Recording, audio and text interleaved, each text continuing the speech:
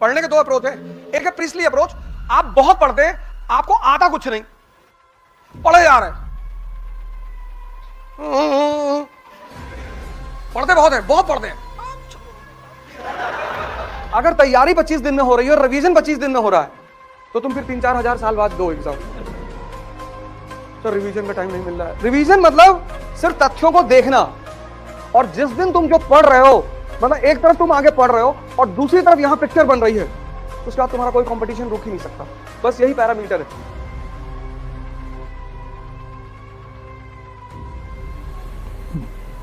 जय हिंद फ्रेंड्स।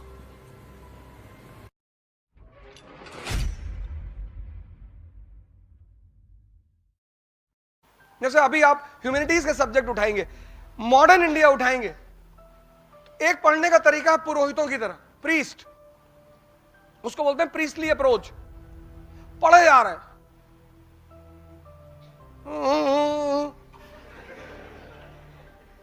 पढ़े जा रहे, एक दिन में 70 पेज, 80, 150, 300 मर गए।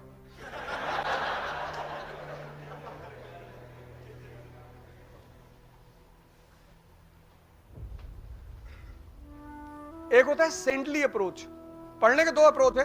एक है प्रीस्टली अप्रोच, आप बहुत पढ़ते हैं, आपको आता कुछ नहीं। अब मैंने कहा ना, दो अप्रोच है पढ़ने के। एक प्रीस्टली अप्रोच, पढ़ते बहुत हैं, बहुत पढ़ते हैं,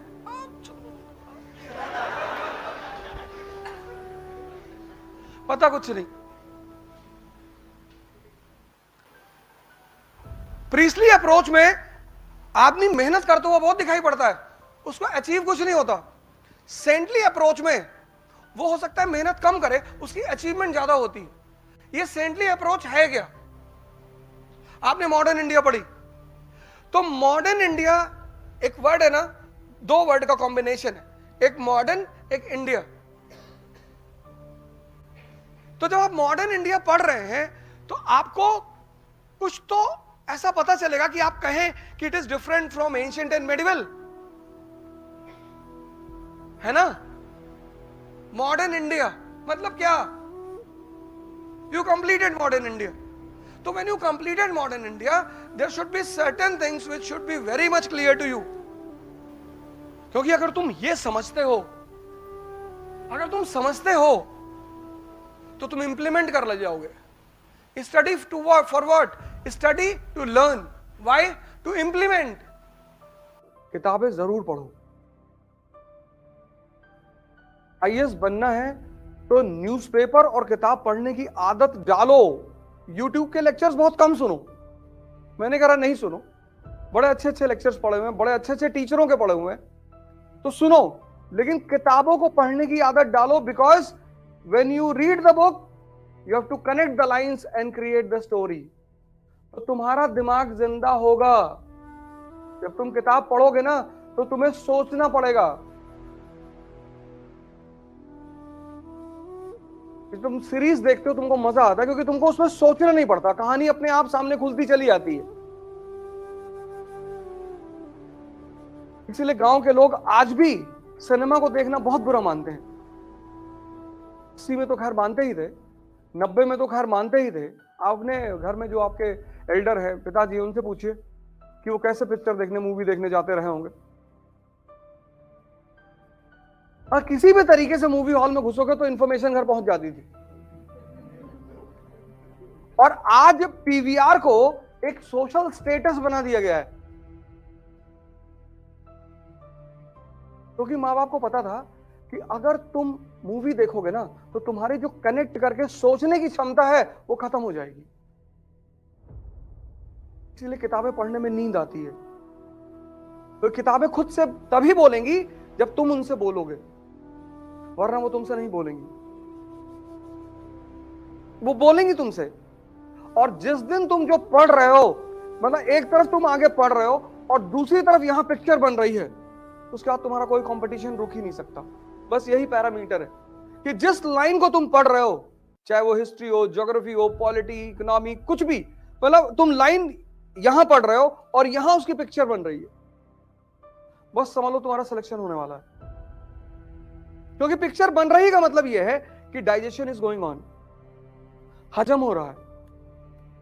किताबें लो और सरल किताबें लो। पहली किताब ले लो NCERT, old NCERT, class 12th, Vipin Chandra.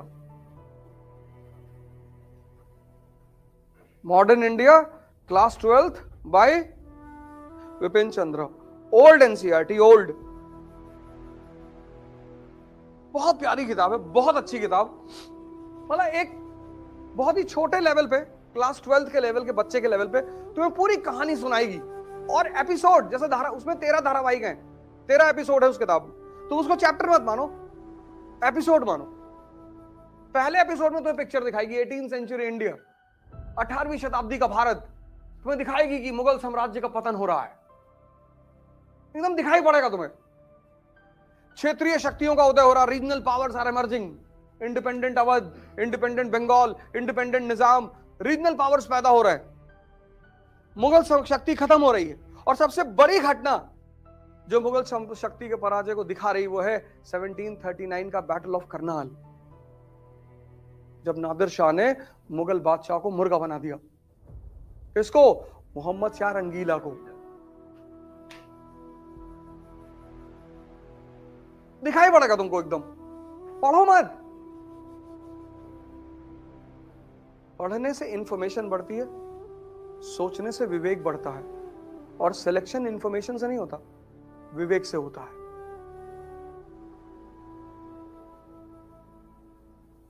आज के दौर में लोगों के पास इंफॉर्मेशन बहुत है पर सोचा ही नहीं, सोचा ही नहीं। सब कुछ उस किताब में लिखा हुआ है, सब कुछ, बस तुम्हें सोचना है रुक के।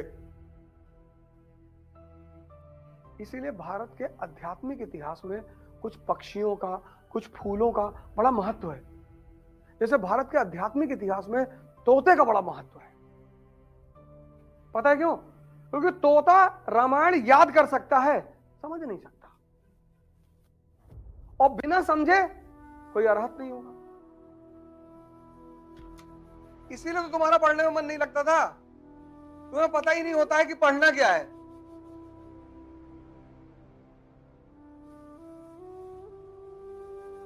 तुम किताब पे किताब खरीदते, हर जिससे मिलते हो उससे कहते हो भैया कौन सी किताब खरीदो। और कबीर बहुत पहले कह गए थे कि पोथी पढ़ पढ़ जग मुआ आईएएस भयानक होए।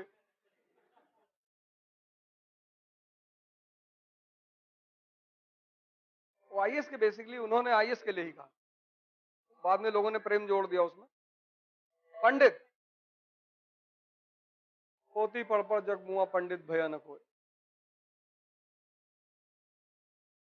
पढ़ना मतलब दिमाग को जिंदा करना, और जिंदा दिमाग कुछ भी कर सकता है।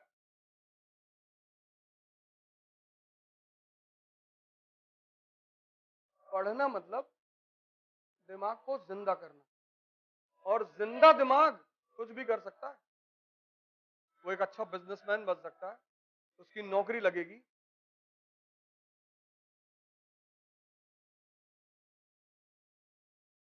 ये बात आज से पहले कभी सोची थी?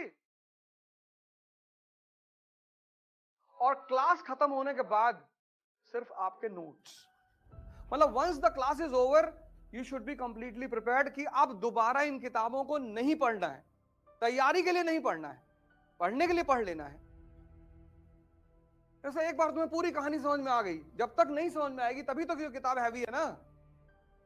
एक बार समझ में आ गई, पहली बार पढ़ोगे 25 दिन लगेगा, लेकिन पहली बार जब खत्म कर लिया, क्लास में हर चीज समझ ली, तो 5 दिन में खत्म होगी। उसको बोलते हैं रिवीजन।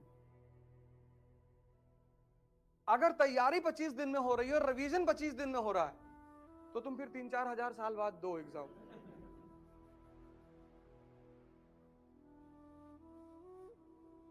तो रिवीजन का टाइम नहीं मिल रहा है। रिवीजन मतलब सिर्फ तथ्यों को देखना।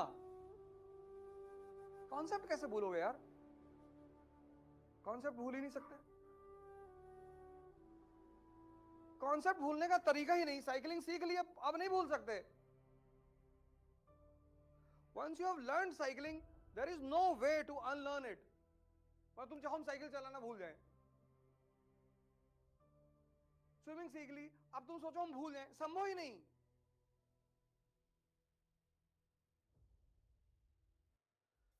जय हिंद।